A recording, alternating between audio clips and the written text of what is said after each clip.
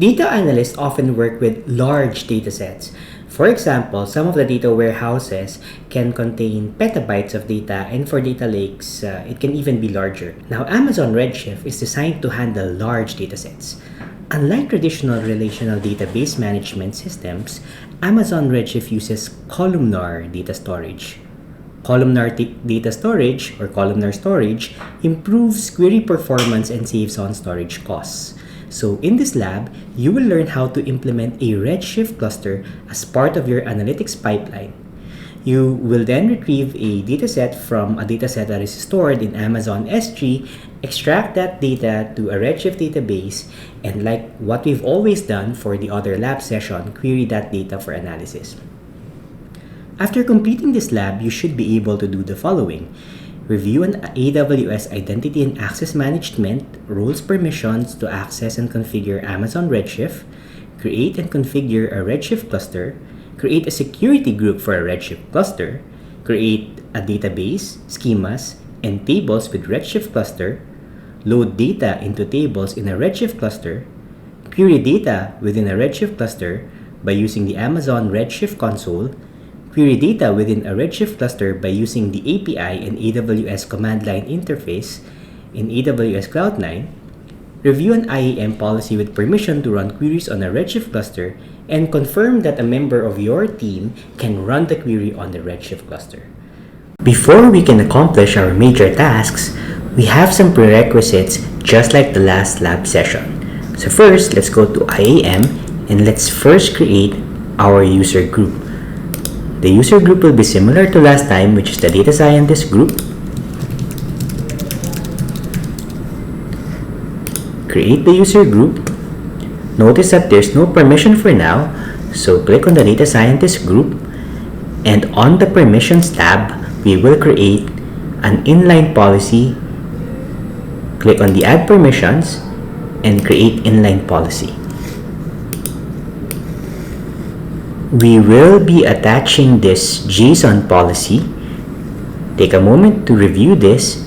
It basically gives us access on the Redshift service. So copy this.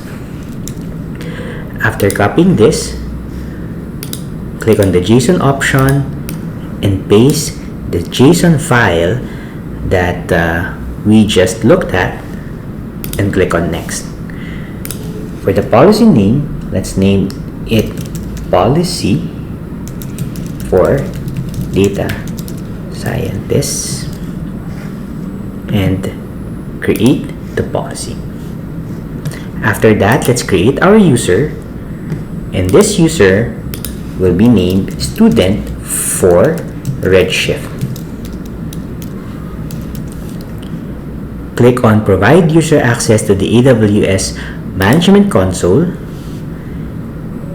Create and choose the I want to create the IAM user and keep all the other options at its default state for now, and then click on next. After that, add it to the data scientist group by clicking on this option found in the user group tab and click on next. Create the user. Now the user shares the same policy as the data scientist group. Go back then to the IAM. Click on continue when faced with this option and go to policies. For now, we will be creating a customized policy that will allow us to access Redshift and attach it to our service role. So create a policy. For now, the service is for Redshift. Choose the JSON option, and we will be attaching this one, the Redshift IAM lab policy. A quick review shows that it's basically a policy that allows you to access certain EC2 service. Copy it and paste it to this JSON text box and click on next. Rename it as Redshift, or rather name it as Redshift IAM lab policy and click on create policy. Now that you have created the policy, let's create the service role that we will be attaching to the Redshift service. Create the role. The use case will be Redshift. Choose the customizable one for now. Now we will be attaching two policies. One is what we have created earlier, so the customer managed. This one should be appearing right now in your screen under the type of customer managed policies, since we have created it earlier. Click on that one, and for the all types, click on the Amazon S3 read-only access. Click on next and create the role. The role name rather should be my Redshift role, and create the role. After that, we're done with the prerequisite tasks, where we have created a user group, one user, one policy, which we have then attached with what we will be using for the service role later.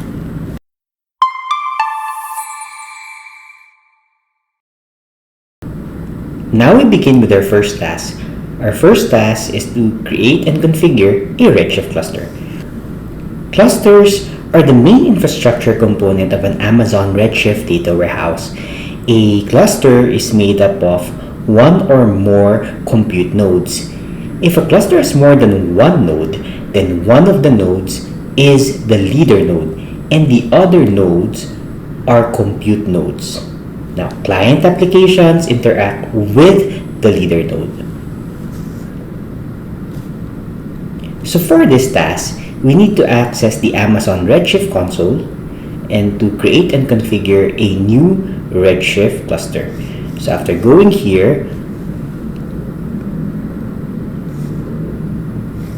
collapse the navigation pane and go to the clusters, and we will create a cluster.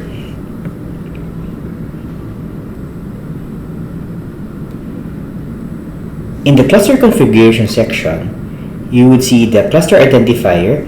This is something that is already given to us, so we'll keep it that way. Okay.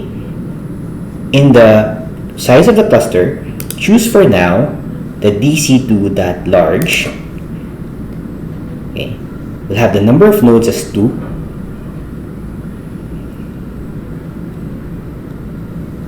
For the database configuration, keep it as AWS user for now, and choose the manually add the admin password. Let's choose the password as the following. Show password. Note that our password here is using the capital P. Instead of the letter O, we have 0 and the number 1.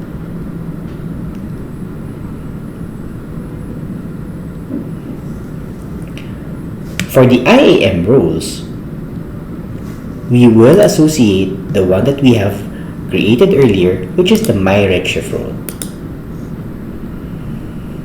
After that, we will create the cluster.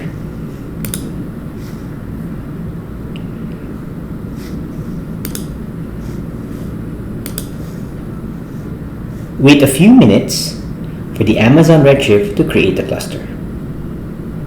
At the bottom of the page in the cluster section, choose the link for the Redshift cluster 1.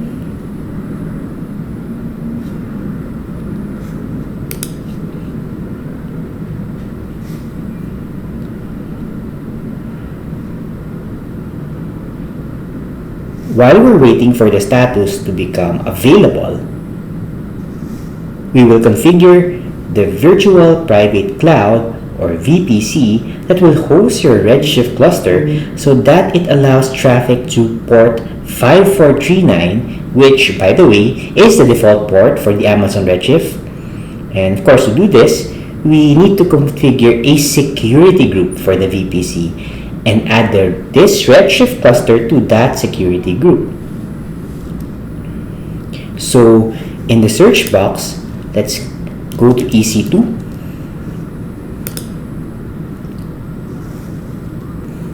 And in the navigation pane, you'll see here under the network and security group, choose security groups. Okay, and basically we'll have to create a security group. For now, let's call this the Redshift security group.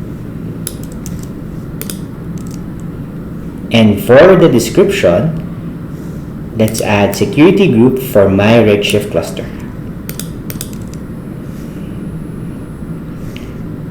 In the inbound rule, choose add rule.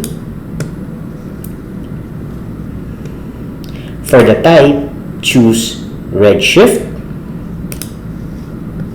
Notice that the port range automatically is set to 5439. For the source, choose anywhere-IPv4, and the IPv4 address of this and this IPv4 address is automatically given. For the description, let's add in Redshift inbound rule. At the bottom of the page, choose create security group. Now, after this, we need to add the cluster to our security group. So we will navigate back again to Amazon Redshift. We will check once our cluster is already available. Okay, so this is our cluster. It's now available. Okay.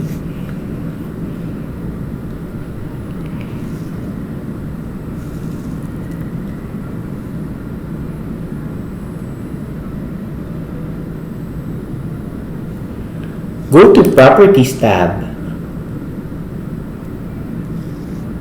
and in the Network and Security settings, edit this one.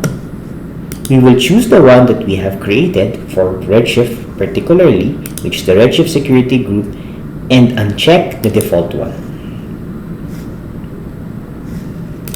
After this, we'll save the changes. With this, we are done with our first task.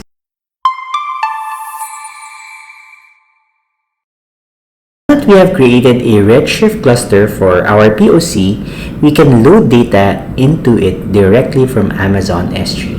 Now, Amazon Redshift can store data from a variety of formats including text, Apache Avro, JSON, Apache Parquet, and optimized row columnar or RC. Now, in this particular task, we'll do the following. We'll connect to the Redshift cluster. We'll create 3 tables under one database, which is users, date, and sales tables under the dev database, and load data into these tables from text files that are stored in Amazon S3. Once we are here in the Redshift console, choose the Redshift cluster 1, and on this upper right, you can see here the query data. Choose the query in query editor for now. Don't choose the version 2. Just let's go with the query in query editor first. And with this one, let's choose connect to a database. Now, let the database name be dev for now, and the database user be the one that we have created earlier for the Redshift cluster, and it's called AWS user. Click on create connection, temporary, it's a new connection right now, and the authentication will be for the temporary credentials. So click on connect. Okay, once we have done this, type in the following query in your query editor. After that, run it. We've basically created a users table, but nothing is in here for now, so even if you preview the data, you will not get anything. It's a blank table.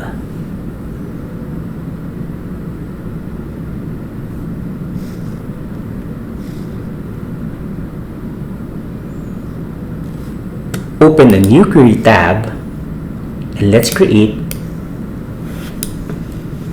a table called date. Pause the video and type in the following query in your query editor. Run it. Now we have created a date table. Open a new query tab and let's create a sales table. Pause the video and copy the query you're seeing on your screen onto your query tab. Run it.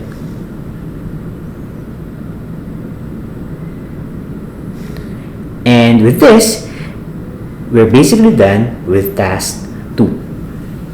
In this task, we accessed the Amazon Redshift console and created the users, date, and sales tables inside the dev database.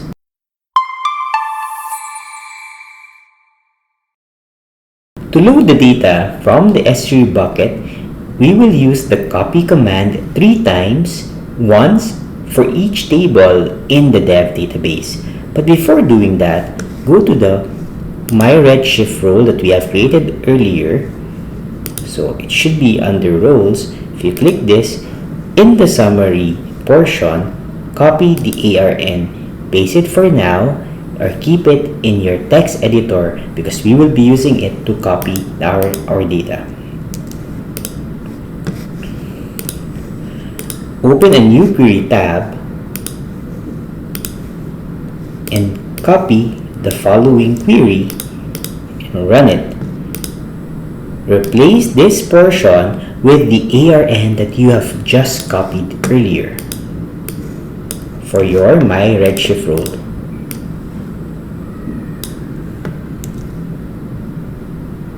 Run it.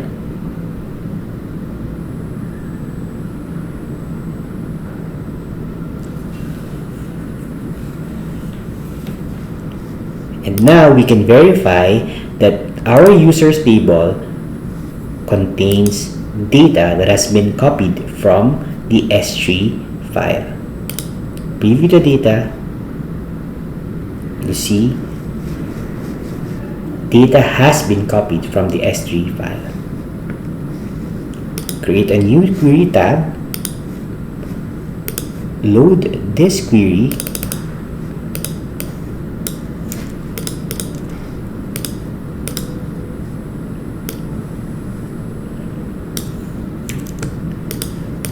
Replace this again with the ARN role, or ARN for the role rather,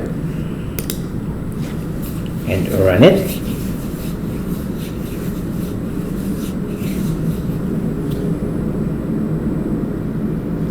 Verify that the date table contains the data. Open a new query tab.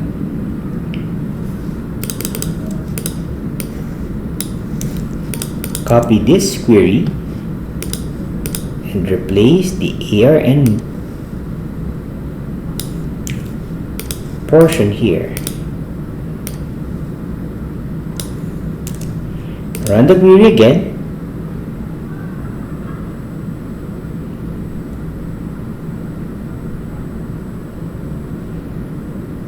And verify that the sales data has been successfully copied into our sales table.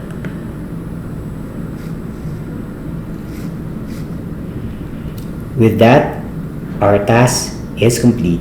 In this task, we have loaded the dataset into our Redshift cluster, and we accomplished this by copying the data from text files in Amazon S3 into the table by using this Amazon Redshift query editor and of course the SQL copy command.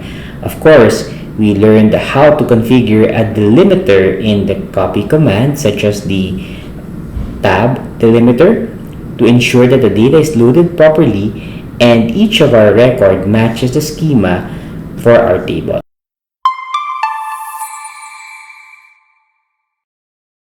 Now that the dataset is imported successfully into the Redshift cluster, we can write queries to generate the report that we want. Suppose we want to find the total number of items that were sold on a particular date, we type the following query.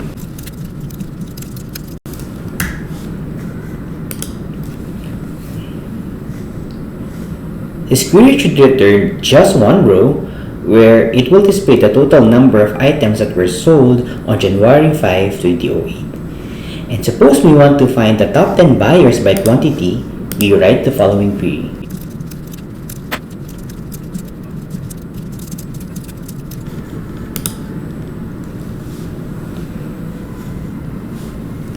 This query will return the customer usernames and the total quantity that was sold to each of the customer, where we have ordered them according to the total quantity field and have just limited the results to just the 10 users. With this, we are done with this task where we use SQL to perform queries on a Redshift database. This might of course help a team to adopt this Redshift service and optimize their workflow quickly. In addition to using the console to run queries on data in Amazon Redshift, you can also use the Amazon Redshift API, AWS SDK libraries, and AWS CLI to perform the actions. So here we will use the AWS Cloud9 terminal to perform action against the Redshift cluster. We just go to our Cloud9 like in our previous lab sessions. To query records from the dev database, let's run the following command in the terminal.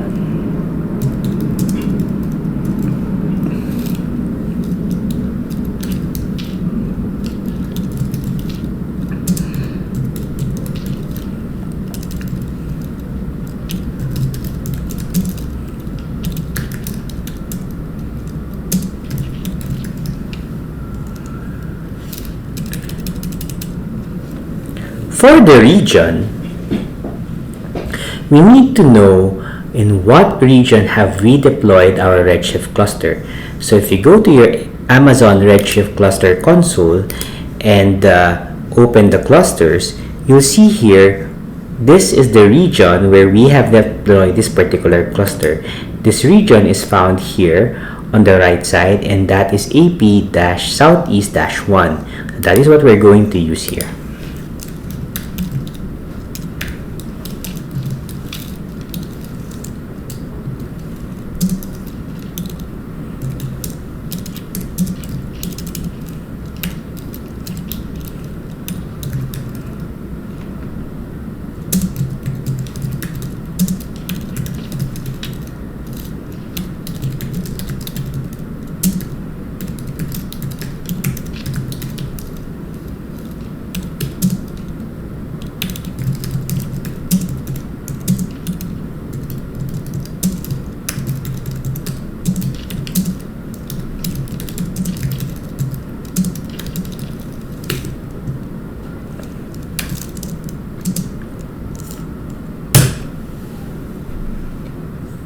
In this particular query, we only selected one record from the users table in the dev database. Now, the output should be similar to what you're seeing on the screen. Notice that the information provided are as follows. The cluster identifier, of course, this is the Redshift cluster that we run the query against. The created at tells us the time that the query was created. The database identifies the database that we ran the query on. And of course, the DB users identify the user who ran the query, and of course, the ID gives the ID for the query that we just run. So for this one, let's copy this and maybe put this in a text editor for now, as we will be using it later. Okay. Now, to retrieve the results of the query, we run the get statement result command. This is as follows.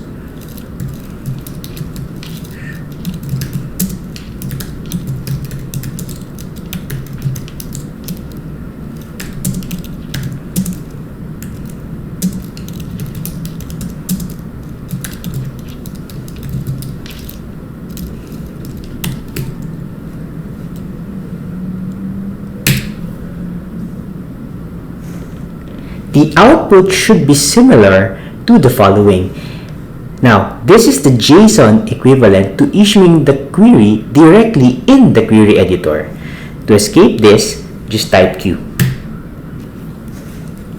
We're done with this task where we learned how to use the AWS CLI to query a Redshift database. Of course, using the console to submit queries is helpful to discover, explore the data, and test. But some of our applications or background processes will likely need programmatic access to perform actions with AWS services. So it is important to understand how these queries are processed in the AWS backend, and this is what we've exactly done in this particular task.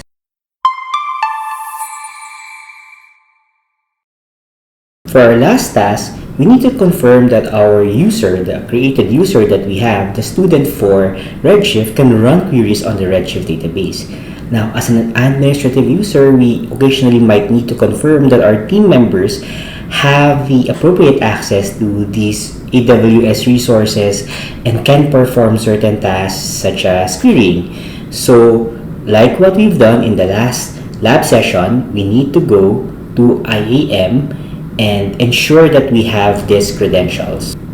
Go to IAM, click our users, student for Redshift, and in the security credentials tab, we need to create the access key. Choose the command line interface and check the confirmation and click next. For the description for tag values, let's input to test Redshift API and create the access key. So copy the access key and the secret access key and put it in your text editor, for we will be using them in the Amazon Cloud9 terminal. So once you have copied the access key and the secret access key, you can go to the Cloud9 terminal and store them as bash variable. So AK is equal to the access key that we have, copy it and then paste it here, and the secret access key will be stored in the bash variable SAT.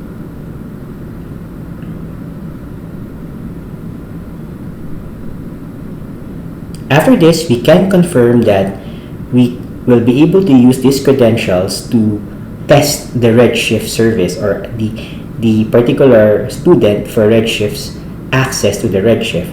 It's essentially the same query that we have written earlier, but we just need to input before that query. So this one, the Redshift data execute statement, the appropriate parameter to ensure that we are telling Amazon Cloud9 that we want to query this command or input this command as that user.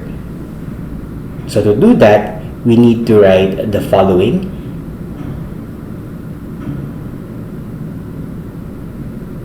AWS underscore access underscore key underscore ID and set it equal to our bash variable of AK for the access key,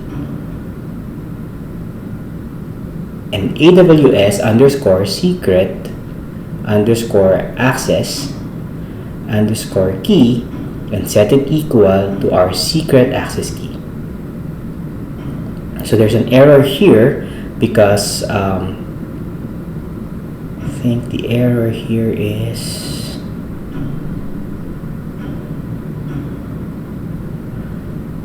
okay.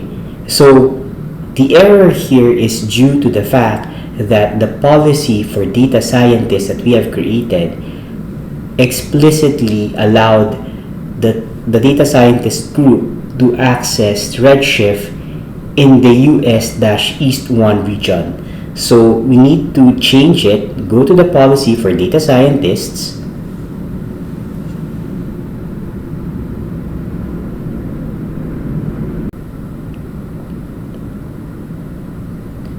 find the lines that explicitly says US-East-1, and we need to change it where our Redshift cluster is located, which is the Asia Pacific Southeast-1 for Singapore.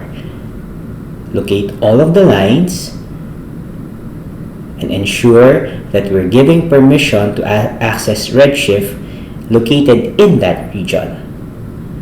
Once confirmed, you can click Next to save it.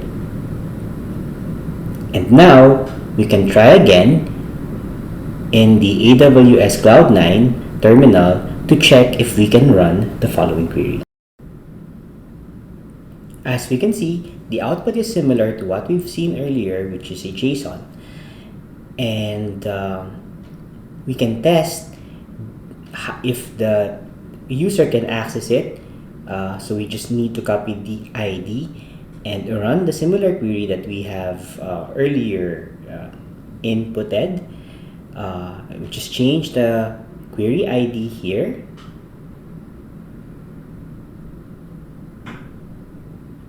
And place at the beginning of the query the parameters that will inform Cloud9 that we're querying this as that user, which is the one that uses the bash variables of AK and SEK.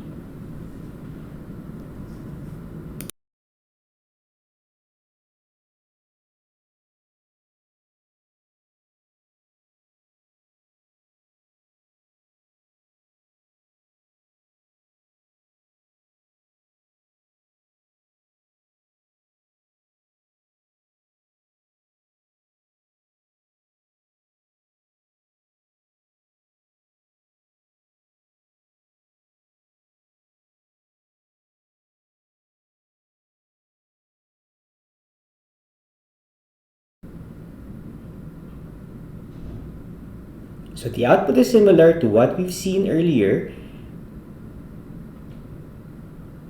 and this task is essentially done. This shows us that the user has the ability to run the SQL statements on the Redshift database by using the AWS CLI. After the completion of the lab, we need to clean up the resources that we've used to avoid unnecessary cost. First, we go to Amazon Redshift and we will be deleting our cluster, as the cluster is incurring cost regardless of if it's being used. So to delete that, go to Actions and click Delete, and here to confirm deletion, please enter Delete and delete the cluster. So while it's cleaning up, another resource that we need to clean up is the EC2 instance.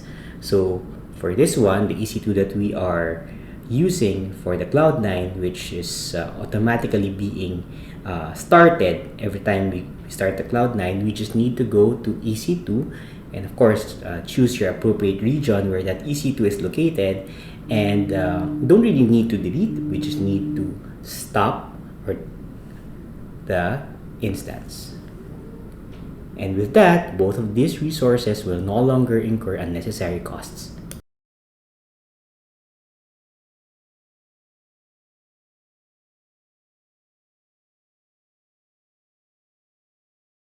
And with that, we end our lab session.